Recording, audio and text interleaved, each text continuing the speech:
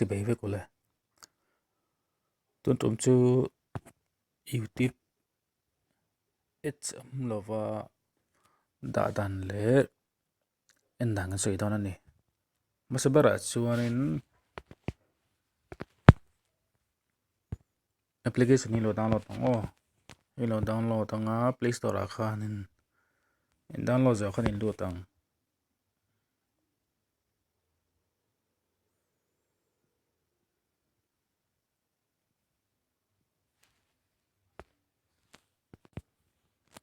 chọn thì hiện in video tụi kinh dùng in play to mấy đồ này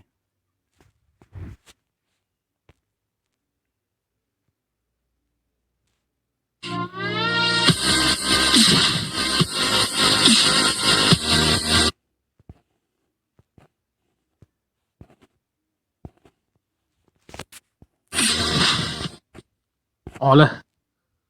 tuần trộm chú WhatsApp xem đàn cần xịt hoàng ấy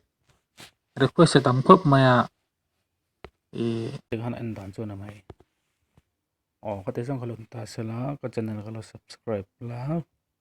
orang share sak lah kalau leng